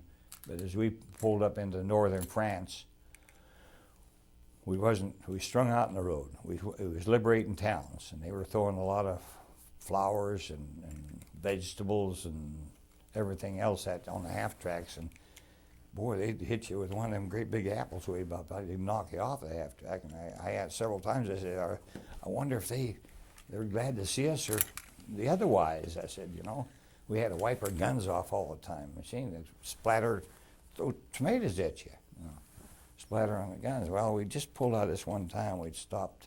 I was talking to 3 French women there, and up the head of a sort of little town named Orchies, France.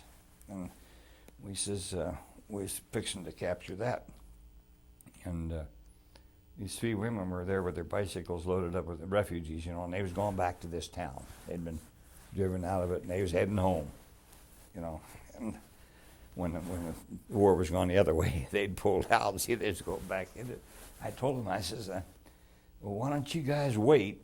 I says, and take your time and let us clear that town first. I said, you know, there's Germans, they told us the boss, they're back, you know, they're gone. Oh, they're back. They telling us, I says, well, you should let us go in the town first. They could understand good English, you know. While we was doing that, I was talking to them. We was riding point for the combat command, which we did a number of times. We'd be the forward troops right up the front. The first half track, the Rough Rider half track. And then there'd be several Jeeps in front of us. And the tanks would be behind. And the tanks were getting held up behind us in that liberation deal when they was coming through the towns back behind us, see, and kissing the girls, and they would run along getting a bottle of wine from them, you know, and all that stuff. So one of the guys on the half track made a statement, and he just said it casually. He says, "What in the hell are them limeys doing over in our right flank?" He says, they're never where they're supposed to be. The Canadian and English, you know. And I like the Canadians. I talked to some of them. Occasionally we butted into them, you know. And he says, "God damn it," he was cussing about it. So I happened to look around. I had my field glasses. So I got there and I looked around and I looked through the trees and on the opposite side of this little field. There was timber there. Sparse wasn't real thick.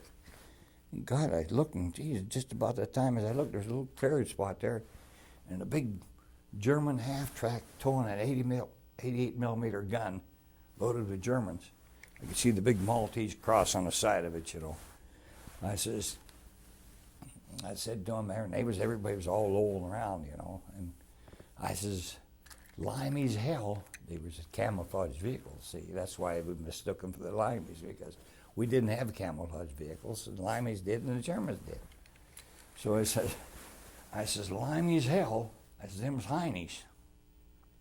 And boy, the fighting started. And of course, we were just in a small group in the point, riding advance. And I grabbed a bazooka, and another guy gave him some hand. He grabbed some ammunition. The rest of the guys got out of the half track, and they was lined up along the stone, hit the wall there. And we headed out. I seen this barn sitting out in the field to my right a little bit. And there was a house right up close to the road. So I went by there and went through the yard of the house, and I was heading for that barn. I wanted to get down there where I could have a field of fire, you know, out in front of me in case the Germans, if they come in, I figured they'd be coming attacking us, you know, and we come circling around towards us through that spot down there by that barn. There's some timber coming around there, a belt of timber. I got down there with them guys, and it was a poor spot. It was the worst spot I could have picked. The time I got there, the damn barn was sitting right down in a swale, and I couldn't see the Germans where they were. Well, I couldn't walk up in the field and get them, because sure as they did, then they'd catch me out in the open, and that was it. I'd be done fast, you know. Just about that, and I was thinking about what my next move was going to make, and I looked back to my left, behind me, right by the house where the road went by the house there. The Sherman tank come around, one of our Shermans, and he started out in the field there. And he couldn't see anything too.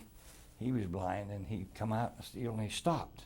I was looking there, well, I seen him out there stop my left, so I ran across the field over to him, and then I told him and directed him over, told him where the Germans were, and then he started forward, and then the rest of the tanks behind him followed him, and they started spreading out, and during that battle, we got 165 armored vehicles. It was an enemy armored column.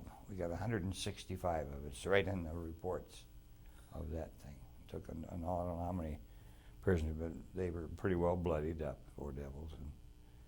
And so the next day or so, they says, well, we did a good job. They're going to cook us a meal, give us a hot meal. So a little bit of conflict on what was said. Anyway, they got give us a hot meal. So they sent these 3 or 4 other men.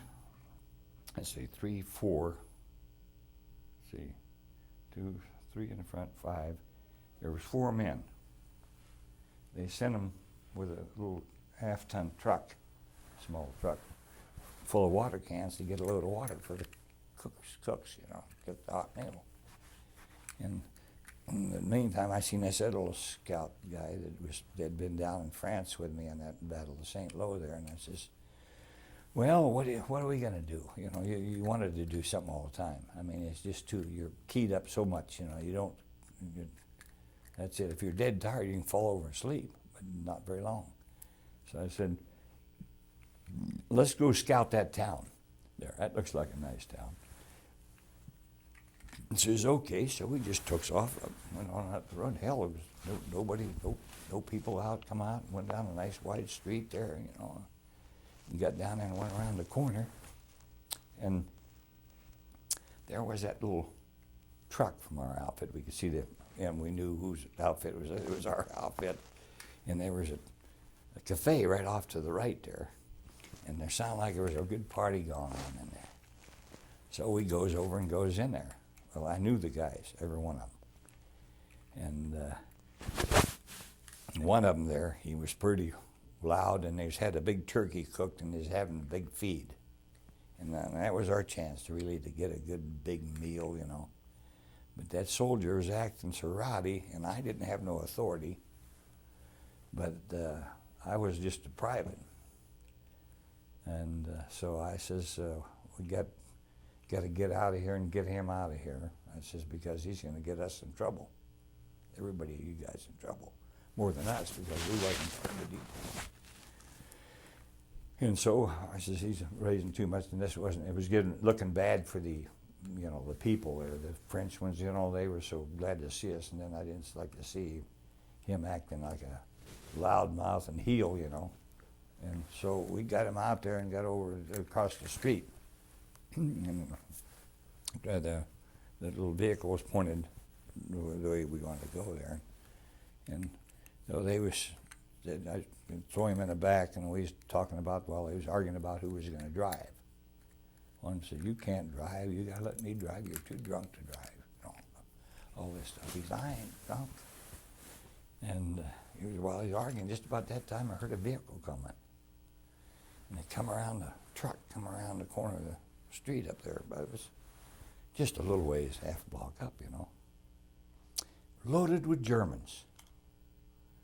You know, and I thought, Jesus Christ, there's the MPs with a whole load of prisoners here. Guy says, here comes some prisoners now. Says, and MPs will see you, told him. And, they kept coming right on down, and we was looking at them, and we didn't see no MPs. And they come right beside us there, driving just a reasonable speed. And I looked up, and they were sitting up there on their seats on the side, rows of seats on each side of it. And they had their ponchos on and a potato masher hand grenade stuck down their belts and had submachine guns and everything. It was a German patrol. A very German combat patrol, see? And they looked right down us, and we wasn't any more from here to that door from them right there, see? And I says, well, let's get them. They was already getting down towards the first corner, and I said, well, they're still arguing a fight. So I told the one guy, I says, get your so-and-so in the back here. I says, he's driving. So that settled that. And so we took out after him. By God, we chased him right through town. We picked up a free Frenchman. I said, pick up this guy. We could use him and get it on a tailgate. He had an armband on him, a free French fighter, you know, one of them resistance fighters, and picked him up. And just as soon as he got a good view of what we was up to, he jumped off. He left us. He didn't want to get involved in that kind of deal at all. I was telling the guy, I said, hold it up. Slow down. I said, we'll run into him on the corner. And I got in the back of the truck with one other soldier on top of the water can. So I get up where I could see everything, but I was fully exposed too, you know, and the driver was right by me. And I said, slow down, you're going to end up killing us all. I says, you can go around these corners slower, you know. And so we went through the town square, and the people would stick their heads out of the doorways, and they'd point which way the German patrol went, you know, guide us. So we got down there and right to the square, and oh boy, the roads took off every which way, and there's a big water fountain there. And by gosh, he went right straight across. There's a church there. And he really stepped on her going across that. By gosh, we come around, I thought, boy, when you go around that corner of that church, oh, we're going to run into something fast. I reached up and I pulled a hand grenade out of my ring up here. And I thought, oh, by gosh, I'll just, if he keeps going real fast and we go up to him, I'll just toss this hand grenade. He won't be able to stop. I'll probably go by him, you know. And so I gets the hand grenade, and if I got there they was right in front of him, I give the hand grenade the ring a jerk, and he lurched that stupid truck, and I dropped the hand grenade right down between the water cans in the back of the truck. Well, by then, we had a fight for our life then, because I had my carbine, and I was shooting as fast as I could, and I wasn't missing either. And they were shooting at us with their submachine guns and stuff. But I had this elbow way high when I was shooting, because I was waiting for that blast of that grenade to go up. I was just trying to protect my face a little bit, you know. And but we run them up on the street, on the road. They finally we just literally overpowered them. I mean, we was outnumbered, because the guy right by me, he got shot right off the bat. It was in the back. He got shot, and I told him he was just getting his raising his Thompson submachine gun up, when down he went, right by me there. And so they left only 3 of us to do the shooting, because the guy was a driver, and there was a 4th guy, and it just took 3 of us, and we had to do some fast shooting, because they shooting at us. Well, we got them. We got them all. And boy, the guys around there that come there later on, my God, we thought it was a major counterattack. All that shooting going on. we got, was 6 of the poor devils that could stand. And the nine of them was in bad shape. You know. And so the fight was over with, and the ambulance, that's the first time I've seen the ambulance coming in. The ambulance was coming with their sirens and everything. They hauled them, you know, picked them up. That was pretty neat, you know. And but the American troops started coming from all directions. They thought, wonder what the heck was happening, you know. Well, we lined up the Germans, but the truck was shot up so bad we couldn't use it to haul them, you know. We was going to load them on the truck there, but it was hit bad. So I took them down the street about half a block and turned them over to an American outfit there, and some other guys, and they gave me a receipt for them. But then we had I remember I was telling you about not brutalizing prisoners. I didn't want nobody hitting them. See, so I tangled with 2 guys during that episode. There was one to beat the prisoners. One guy pulled a carbine on me when I stopped him. He shot Kalinowski. He'll just shot in the shoulder. I said, he'll go home, you know.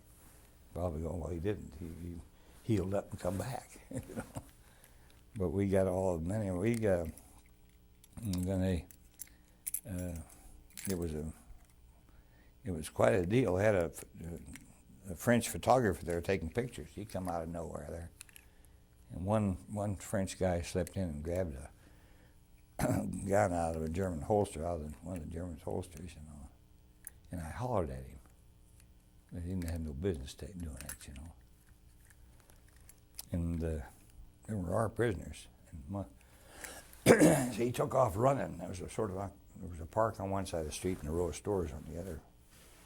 Took it running down there. I pulled up in my carbine and he was gone. And I helped him on his way. I fired a couple of shots over his head.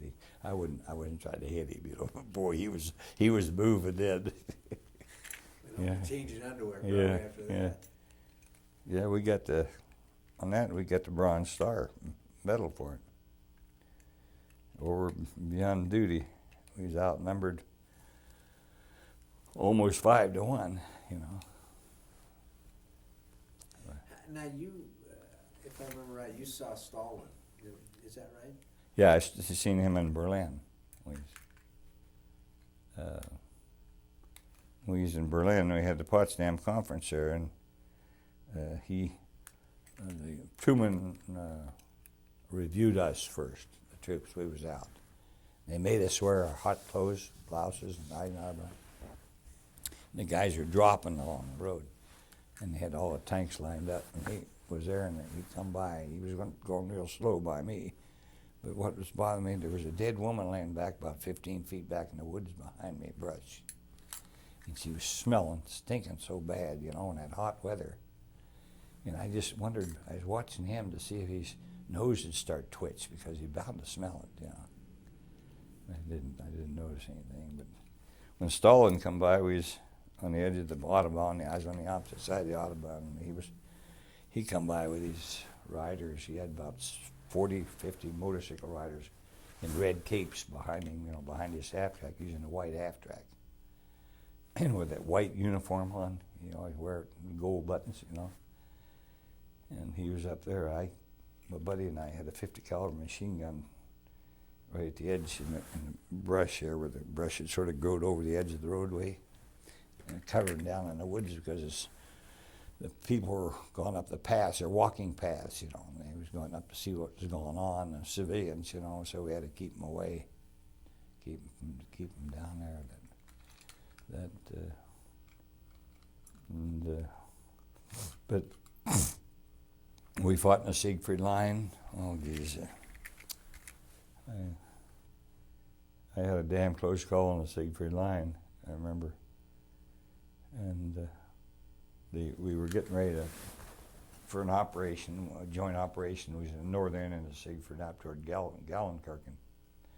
We was going to have a joint operation with the English and the Canadians, because we were in tank country, where the tanks could fight open plains, and the coal mines around had these big peaks of overburden. They'd have to peak them up like a peak, but they didn't have no place to put the stuff.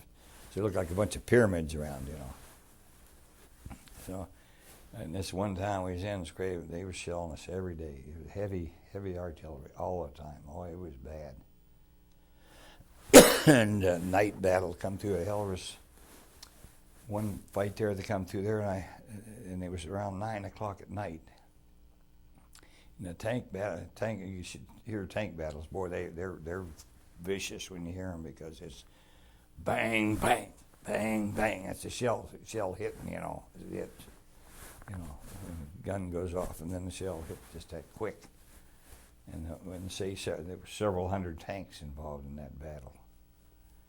And they was trying to break through this big long plain that run right through the lines and come in behind us. And there's a little bit behind us there once or twice, and I thought, by God, they're going to get in behind us and cut us off. But they just didn't make it. The tanks were out there. Well, I seen it did. The Finnish tanks, you know, knocked out tanks out in the field. So they told me, this is, we got a very important job for you, Woko. Called me up. You know, I send somebody down and send me up to the command post. And he says, tomorrow morning, we want you to go back. You remember where that factory was back in Holland that we'd captured? And I said, yep. I always had a good memory. If I see something, I'd remember it. And they knew it too. Well, yeah, it was partly underground. It was, you know, so the one floor was operating floor, just on ground levels, down below the ground, about 8-10 feet.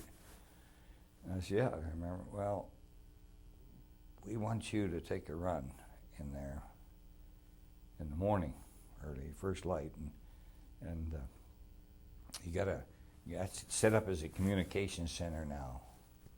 You want you to take these. We'll have a whole load of walkie-talkies, because it's very important, because our radios, there's so many of them they turned in, that the different, you know, the platoons and all the command centers didn't have no more walkie-talkies, and they was all damaged or dead, you know. And you got to get them back, and we got to get them replaced before we join in with this attack with the British, you see. So this is, you just come in the morning, and the Jeep will be all loaded and all ready for you. Okay. I thought my mind was working already. I thought, well, I'll just go back there and I'll swing by one of them farmhouses back there in Holland, and I'll pick me up a couple of eggs, and I had a couple of cans of pork loaf for my K rations, you know, and I'll have me a meal. I was hungry. I was skinny, you know, not enough food.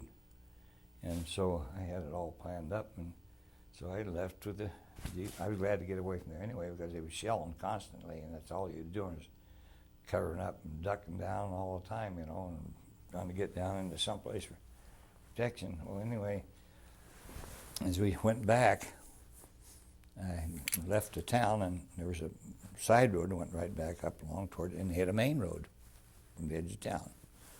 Everything was just, it was a beautiful morning.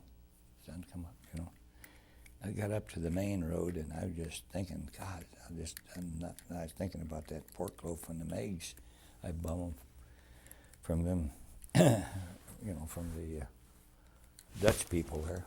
And I just got on the road, the main road, and I looked to my left, and I could see a heck of a lot of burned out tanks here and stuff, and what was remains of the tanks where they had a big tank battle a night or so before, and 2 nights before there. And I said I could see then where the battle was taking place, and by gosh, the Germans spotted me. They were on top of one of these slag piles, and we'd knocked them off of that slag pile before, and I, on one of the other ones, knocked them off with their P-47s that come in and knock them off. Well, they'd just slide down to the bottom, and then they'd come back up it again at the first chance. Well, they come up after dark, see, then they was there in the morning. And that's what they'd do. They'd direct some fire, then they'd scoot back down there. Well, I just got up to the top of the road, and boy, I heard a swoosh, swoosh, swoosh, the artillery coming in. There was a whole battery of them let go at once. And boy, they hit the center of the road in front of me, and that just felt like I was riding in a boat with that Jeep rocked, and I just let it go its own way. It went right off the road, about a 45-degree angle, right over the embankment, the road embankment, and then out. And it was guiding just right because there was a shell crater hole there. And I just straddled that hole, and I just rolled right out and I left. And wiggled underneath the Jeep and got in that shell crater. Well, the Germans, they was watching me, see. There's no question they was watching every move I was making, so I was careful. I didn't move around under there. I could just move around and I'd make sure I had the wheels of the Jeep between me and that pile. I knew that he was on that pile of slag. And so I checked, and I stayed there for a while. Now, what in the heck am I doing? I was trying to think, how am I going to get them back on the road? I had to get them radios back, How in the hell am I going to get? I could run back to the edge of the embankment, hide along there, and go back towards the town and get back to my outfit. Just leave the road up when I had some cover, and go back to my outfit. Boy, then I would really get chewed out, or my reputation would be down then, And so I didn't see anything leaking on the Jeep, and so whatever, if anything hit it, it didn't do no damage, and there was nothing. The tires are up, and no water leaking out of it, and so I thought, well, I'll just go up and I'll pull right along the edge of the hill, and I'll go right down and keep that embankment in a bunch of snaggy trees where they'd blowed off, from the fight and sticking up big tall stumps, and give me a little bit of protection. I go right on down there, and I was thinking, boy, that's the way to do it. But then I looked, and right up on one of them trees hanging right close to me was a sign, and it was hanging down on one wire. And I guess the sign was long, And I could look on there when it says M-I-N-E-N. And then I looked down the way, I could see another was laying down there. I was in the minefield, And that was a minefield for tanks. It had to be for tanks. And that's them big ones. I was going to bring some papers over. I had some diagrams of tanks, the different kinds of mines. I had a secret folder that I carried, and I had it in my map tube, But anyway, I left them home. I didn't know if they were worth anything or not. But I thought, well, I had to use my head. And I thought, well, I'm not going to do that, because if I hit one of them mines, and the ground wasn't disturbed down that way. It was a little bit disturbed where I come down, like maybe shells exploding around us. So I went down, but down there it wasn't disturbed. And I thought, boy, nothing's driven through there. And I ain't going to be the first one either, So I thought, well, the only way I can do it, I could see my tracks where they come over that softer dirt, where they come over the bank there in the back. And I thought, well, I'll just back up on that road. And I was under the assumption possibly they thought they had me, which they did. And they would maybe be looking the other way, or maybe they wouldn't be up on top of the pile because they knocked me out, see? So I got in, and by God, she started right up, and I put a reverse, and boy, back up that hill I went, just going to beat heck, right up on the road, and just started forward. And they let me have it with a barrage right in front of me. I could feel that that Jeep getting hit just like somebody hitting with a bag of rocks, And I was committed. There's no way I could get out of that then. I just floorboarded her, but the darn Jeep, it hesitated, and then it just jerked forward, and then I just got forward just enough that the other next barrage hit right behind me. And boy, then I just floorboarded all the way through, and I thought, and then it didn't, I wasn't getting the speed out of it, and the Jeep would start missing every so often, and I figured, I just kept my foot right down. I didn't let up on that gas one bit because I figured, well, I ain't going to gain anything that way. It might die, and then that'd be the end of it. I got down to the intersection, another intersection. I looked back, and then the story was there. It had big signs there with the skulls and crossbones. It says, extreme danger. This road under enemy observation. I took a left there to get to where the factory was. And I went down the road just a short distance there. And I seen engineers of the truck. And they was loading mines, big teller mines, them big German teller mines. They had them stacked up on that truck like pancakes, right up on top of the seats. They were really overloaded. I thought, boy, oh boy, I would hate to drop them. I wouldn't load them up like that. I just thought of that. Well, I waved at the guys, and they always stop. You always do that. Everybody waves at you on the front. I mean, it's something there. And that satisfies them by just getting the answering wave, So I waved at them a little bit, and they must have known I couldn't stop because that Jeep was missing. I just went by him, it was just seconds. There was a truck coming from the opposite direction, a 6x6, 2.5 ton truck. And my gosh, I just met it. We all practically met at the same time. The guys picking up the mines, and me, I went by a little bit, just a few feet. And the truck was there, and then the guys were waving out of the back of the truck. It was a load of reinforcements, coming up. And by God, then it happened. There was a terrific explosion. It was, Jesus Christ, it sounded like a 1,000-pound bomb or more. I mean, it was tremendous. And I could see stuff flying back up over my head, and I looked around, and there was nothing back there. There was no truck there. There was no guys picking up the mines or nothing. It's all gone.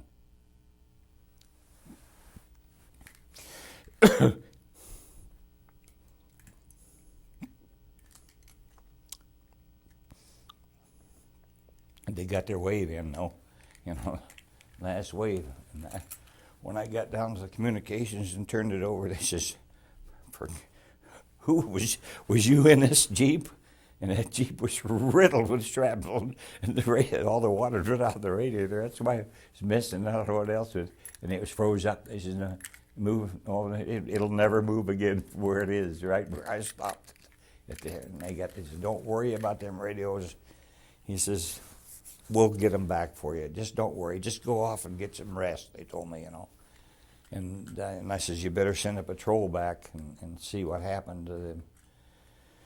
What happened there, I told them about this, they heard the explosion, and I told them about it, and I just went back, and later on, an officer come down there, and he says, "Well, Woko," he says, told him my name was Woko, and he says, they're all dead, killed a whole bunch, the truckload of troops and everything, over 30. And so every soldier I'd seen on that road that day was killed in that one, America. And I felt sort of bad about it.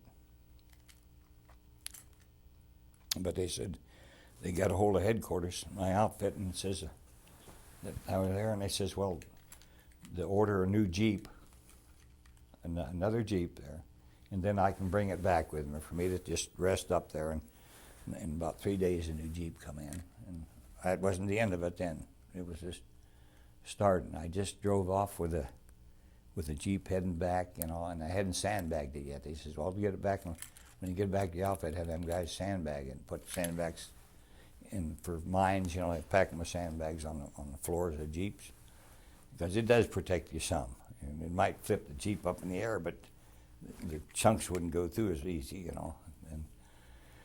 And I got there come a Jeep down the road, and it was for my outfit. And of course I knew who it was. It was Colonel Lockhart, and I'd been on a couple missions with him. And we stopped there, and he had this other kid guy with him that screwed up one time later on after that on me. Damn near got me killed, but he says, well, Woko, I want you to take me and go with me down into Belgium. He says, I've been promoted to Chief of Staff for the 9th Infantry Division. He says, and it's a promotion. He was a lieutenant colonel. He'd be getting a full colonel's deal. And he says, I said, well, sir, I said, well, you want to transfer this stuff? No, just let him take it back. Just leave it. Let's go away. Well, I didn't have no gear much except just to have my carbine and my ammunition and stuff, you know. And so more or less lost my mess gear. I got in a hurry, and so the guy I took the other Jeep. See, we got down there and went clear down there in Belgium, and by the Hurtgen Forest. Boy, we went come in there, and the old general, he come out to meet us with his scout car with his siren, you know.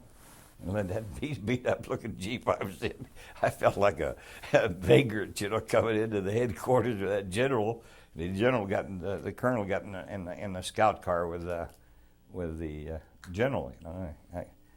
Well, we got in there. They was nice. Says, well, you go down Woko. You go down the kitchen. And I told him the general sent the word get some chow. I was about ready to eat supper. Okay, I went down there and I didn't have no mess gear with me. And that's the difference between rear echelon troops and frontline troops. I went in there and I got in the kitchen and I thought, well, they had a theater. They was in this sort of theater and they was eating out in the rows in the seats, you know. And I says, well, who can I get some borrow mess gear after getting out watching the guy get through eating? And I sit down and asked him who used mess gear, and there was nobody in there would let me use their mess gear. I mean, that's just the difference. Well, I'll tell you something, I lost my temper. I just got up right out there. We were all considered about 65 guys there, and I just told them what I thought of them right there. And I says, I'd like to get a chance. I'd like to see you guys up towards the front sometime, any one of you, or all of you. I says, and boy, I'd get even with you guys. And I said, now you take your food, and you know what you can do with it. And I went left. Well, they wanted me to take back some paperwork of some kind back to my outfit, but I didn't wait for it. I just got in that Jeep and I headed back to up in the Siegfried line.